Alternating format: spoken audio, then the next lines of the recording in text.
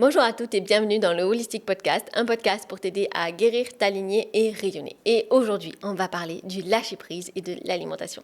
Et ça, je pense que c'est un sujet qui touche vraiment la majorité des femmes, surtout les femmes qui ont des pathologies chroniques ou des symptômes chroniques, ou même les sportives.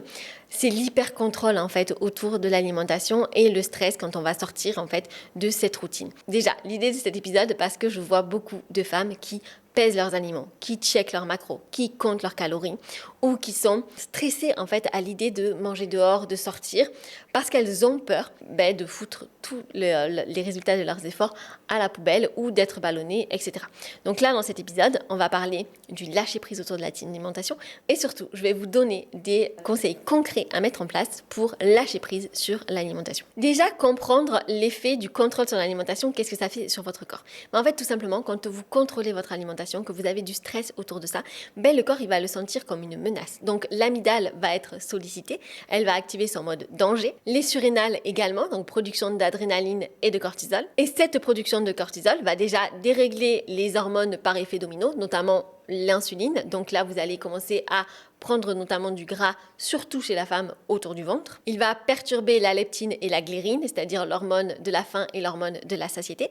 Donc, vous n'allez plus avoir vraiment des sensations de satiété et donc arriver à manger en fait en quantité qui vous convient. Donc, c'est la raison pour laquelle du coup, après, vous allez commencer à peser vos aliments pour être sûr de ne pas trop manger ou de manger assez. Et ensuite, le cortisol va aussi dérégler, bien sûr, tout ce qui est androgène, etc., provoquant du coup des dérèglements hormonaux possibles. Et du coup, d'un point de vue neurosciences aussi, qu'est-ce qui se passe? Tout simplement, quand vous avez des pensées qui occupent beaucoup d'espace dans votre tête, notamment autour de l'alimentation, et que vous cherchez à contrôler ceci, en fait, vous allez renforcer des circuits neuronaux qui vont être du coup liés à cette obsession. Et donc, plus tu y penses, plus tu renforces ces circuits neuronaux. Et donc, plus forcément, c'est difficile d'en sortir. Parce qu'en fait, les circuits neuronaux, il faut voir ça comme ça.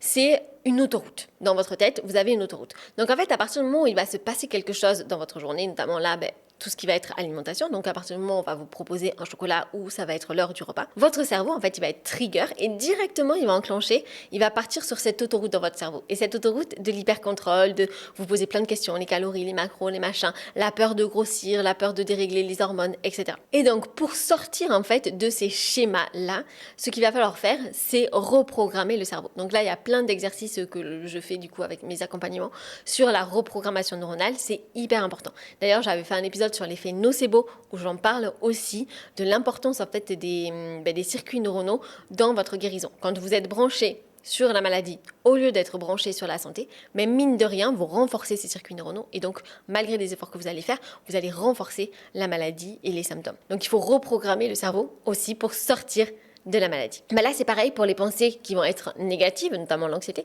ou pour les pensées obsessionnelles, notamment autour de l'alimentation et notamment de l'hypercontrôle, de l'hypervigilance autour de l'alimentation. Il va falloir recréer de nouveaux circuits neuronaux pour que, au lieu d'avoir uniquement cette grande autoroute d'hypercontrôle que vous avez, en fait, de créer une autre autoroute de lâcher prise qui va être empruntée et donc que vous allez faire grossir au fur et à mesure jusqu'à ce qu'elle devienne plus grosse en fait que l'autoroute de l'hypercontrôle pour que chaque fois qu'un événement se produisent, notamment là on parle de l'alimentation, donc un repas ou quoi que ce soit, et ce soit l'autoroute du lâcher prise qui soit sollicitée et pas celle de l'hypercontrôle. Parce que concrètement en fait, qu'est-ce qui se passe? Votre corps, il faut comprendre que, et c'est en ça le pouvoir des pensées, aussi de la reprogrammation neuronale, parce que votre corps, il obéit à vos pensées. Il faut savoir que quand vous avez une pensée, ceci trigger une émotion. Et une émotion, vous l'avez sûrement déjà remarqué, ça déclenche une réaction physique. Exemple, vous regardez un film qui est triste, donc votre pensée c'est du coup un événement qui est triste puisque c'est ce que vous êtes en train de regarder. L'émotion, du coup ça va être la tristesse. Résultat des courses, vous allez potentiellement pleurer, etc. À chaque émotion, vous avez une réaction physique. Ça c'est important de le comprendre parce que du coup, vous savez que quand vous avez des pensées obsessionnelles sur la nourriture, exemple, oh là là, je vais pas manger ce gâteau au chocolat parce que je vais grossir. Il y a plein de personnes en fait qui disent, moi j'ai même pas mangé de gâteau que déjà je grossis. Oui, parce qu'en fait t'as dit à ton corps que de manger ça va te faire grossir. Donc quand vous allez manger par exemple un gâteau au chocolat, vous allez grossir. Ça va être pareil pour les ballonnements. Quand vous allez manger un aliment et que vous allez stresser parce que vous dites ça va me ballonner, ça a d'autant plus de chances de vous ballonner en fait, parce que c'est le message que vous envoyez à votre corps. Alors je ne dis pas que juste la reprogrammation neuronale permet de sortir des ballonnements ou de déclencher une perte de poids, Pas du tout. Je dis juste que c'est un pilier indispensable dans une approche globale. Parce que je vous rappelle, donc ça j'en ai parlé aussi dans les autres épisodes, que quand vous êtes stressé, vous activez votre système sympathique. Et donc, qui dit système sympathique activé, donc c'est-à-dire le mode survie, dit moins de production d'enzymes, donc plus de troubles digestifs, moins d'acide chlorhydrique, donc plus de troubles digestifs, et moins d'absorption intestinale, donc plus de carences alimentaires. Et que ce soit en Ayurveda ou en médecine chinoise, ça, ils le savaient déjà. Voilà, tout ce qui est hyper-contrôle, hyper-vigilance, en fait, va affaiblir l'ani. Et en médecine chinoise, ça va affaiblir le qi de la rate. Et donc, l'énergie digestive. Et donc, concrètement, qu'est-ce que ça veut dire ? Quand vous avez ces problèmes en fait d'hypercontrôle avec l'alimentation, qu'est-ce que ça va provoquer ? Ça va provoquer une digestion qui ralentit, un transit potentiellement plus lent ou plus accéléré, des ballonnements, de la fatigue après les repas, des envies de sucre, du brouillard mental, des problèmes de concentration. Et donc ces symptômes, ils ne sont pas forcément provoqués par l'aliment que vous mangez, parce qu'il y a beaucoup de femmes, si vous faites le test, vous pouvez le voir, si vous mangez une pomme, vous allez aussi avoir mal au ventre, être ballonné et potentiellement être fatigué après votre pomme, alors que c'est juste une pomme. Donc c'est pas vraiment toujours l'aliment qui est à prendre en compte, mais c'est surtout aussi l'état mental dans lequel vous mangez cet aliment. Et souvent, en fait, quand on est dans l'hypercontrôle comme ça, le corps, en fait, il va être dans l'hypercontrôle quand vous allez avoir de l'énergie, quand vous allez être motivé, etc. Mais soyons honnêtes, on n'a pas tout le temps de l'énergie, on n'est pas tout le temps motivé. Du coup, qu'est-ce qui se passe quand vous n'avez plus d'énergie ou que vous n'êtes plus motivé? Votre corps, il lâche prise. Parce qu'en fait, c'est ça qu'il cherche. Il veut lâcher prise. Vous ne pouvez pas être dans le contrôle permanent de tout. Du sport, de l'alimentation, du travail, de votre vie sociale, etc. Vous ne pouvez pas être tout le temps comme ça en hypervigilance. Donc dès que vous allez être un peu moins motivé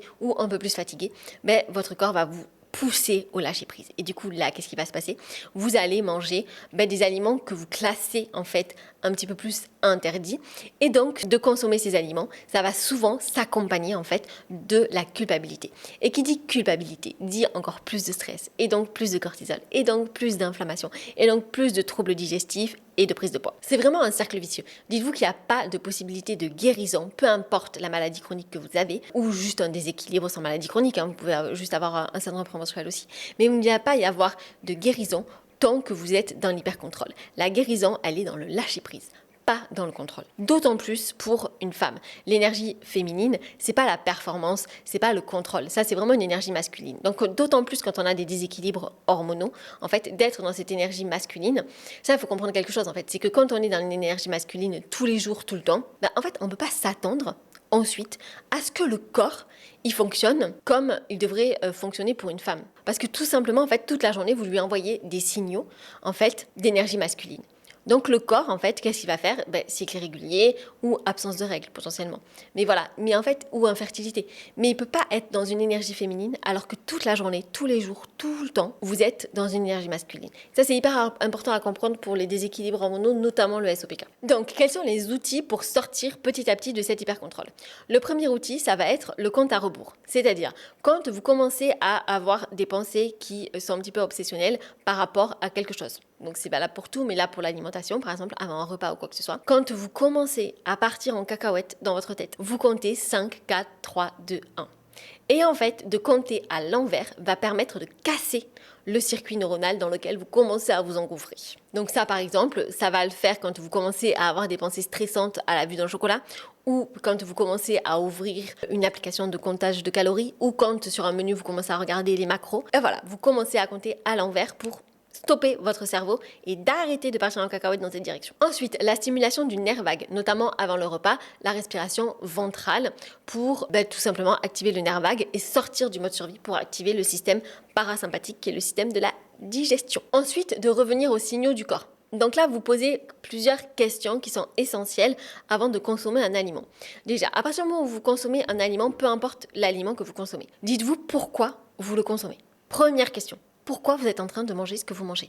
Est-ce que vous avez faim ? Mais si vous avez faim, quels sont vos signaux de faim ? Est-ce que vous avez de la salive ? Est-ce que vous avez le ventre qui gargouille ? Les signaux de faim. Ou est-ce que c'est de la gourmandise ? Ou, autre solution, qui est très fréquent aussi quand même chez les femmes, à ne pas sous-estimer. Est-ce que vous ne mangez pas cet aliment-là parce qu'à côté, on mange le même aliment et que vous ne voulez pas paraître pour la meuf chiante qui ne mange pas comme les autres ? C'est fréquent. Ensuite, si c'est un aliment inflammatoire ou un aliment sucré, posez-vous la question aussi, est-ce que cet aliment me fait plaisir de le consommer. Et sur une échelle de plaisir entre 0 et 10, à quel point je suis contente de manger l'aliment que je consomme. Si c'est moins de 7, je vous dirais de ne pas le consommer. Et de garder en fait vos écarts, entre guillemets. Quand je dis écart, c'est juste que vous avez une alimentation santé, vraiment bonne à 100% pour votre santé, mais que le but c'est d'avoir un équilibre. Et donc quand vous consommez des aliments qui ne sont pas bons pour votre santé, que vous ne consommez pas ces aliments-là dans l'intention de prendre soin de votre santé, mais dans l'intention de prendre soin de votre tête, et ça c'est important aussi, mais que ces aliments remplissent vraiment leur fonction en fait, et vous procurent vraiment le plaisir que vous voulez avoir, pour ne pas avoir de frustration. Parce que dites-vous que si vous consommez un aliment qui vous satisfait moyennement, exemple 5 sur 10, ensuite, vous n'allez pas être satisfaite. Donc, vous allez en manger plusieurs. Soit vous allez manger plusieurs aliments qui vous satisfont moyennement, soit après, vous allez manger d'autres aliments qui ont un niveau de satisfaction beaucoup plus élevé. Donc, le but, c'est vraiment de vous poser la question dès le début. Ok, cet aliment, est-ce qu'il me satisfait vraiment? Est-ce qu'il me procure du plaisir ou pas? Exemple, vous êtes au restaurant, resto italien. Du coup, est-ce que vous allez prendre une salade ou est-ce que vous allez prendre des pâtes? Voilà, mais si les pâtes vous font hyper plaisir, bien sûr, vous prenez les pâtes en fait. Voilà. C'est pareil pour les desserts. Quand l'idée du dessert arrive, posez-vous la question, ok, est-ce que déjà, j'ai faim? Et c'est ok de manger sans faim. Je fais ça la majorité du temps. Si je mangeais quand j'avais faim, j'entrais petit à petit. Donc, je ne mangerai pas beaucoup. Donc, c'est ok de manger sans faim et de manger par gourmandise. Ou est-ce que je mange par gourmandise? Dans ce cas, ok, est-ce que ce que je vais manger me procure vraiment du plaisir? Ou est-ce que pour satisfaire vraiment ma gourmandise, je préfère peut-être aller ailleurs et m'acheter un gâteau que j'aime, je sais pas, dans une autre pâtisserie, etc. Ou est-ce que je mange cet aliment par mimétisme parce que tout le monde à côté mange un dessert et donc j'ai pas envie d'être la seule relou à pas manger de dessert. Voilà. Donc c'est important en fait d'identifier et en fait c'est tout simplement de rajouter de la conscience dans ce que vous mangez. Au lieu de vouloir contrôler quelque chose, de rajouter de la conscience. Et ensuite, peu importe si vous le mangez ou pas après, mais au moins vous le ferez en conscience et pas en mode automatique juste parce que vous avez été trigger et que du coup un schéma neuronal un petit peu propre à l'anxiété a été déclenché. Et ça c'est pareil pour l'alimentation émotionnelle. Souvent les femmes on mange nos émotions et encore une fois c'est ok, selon moi, de manger ses émotions. Par contre, ça ne doit pas enlever le travail de l'émotion derrière. C'est-à-dire, vous êtes triste, vous avez envie de manger du chocolat, ok, mangez du chocolat, mais avant de manger du chocolat, rajoutez de la conscience. Pourquoi vous avez envie de chocolat? Et faites le lien avec la tristesse. Déjà, que le chocolat ne devienne pas une distraction, mais vraiment de rajouter de la conscience. Parce que c'est parce que vous êtes triste, par exemple, que vous allez manger ce chocolat. Et ensuite, une fois que vous avez nommé l'émotion qui et autour de la nourriture sur ce moment-là, de gérer l'émotion, c'est-à-dire de vivre votre tristesse avant de consommer l'aliment. Et ensuite, c'est ok de le consommer, mais en fait, de consommer un aliment ne doit jamais remplacer la gestion de l'émotion. Voilà, et donc pour faire le lien sur les émotions et l'alimentation, vous pouvez tenir un journal alimentaire sensoriel où, à chaque fois que vous mangez, vous pouvez noter quelle émotion vous ressentez avant, pendant potentiellement et après. Et c'est important en fait parce que souvent on va voir qu'après il va y aussi avoir de la culpabilité et en fait de s'autoriser à manger ce que l'on veut parce qu'on a identifié l'émotion avant, qu'on le fait en conscience et donc de ne pas culpabiliser derrière. Donc voilà, j'espère que ces petits outils pour lâcher prise sur l'alimentation vous ont aidé.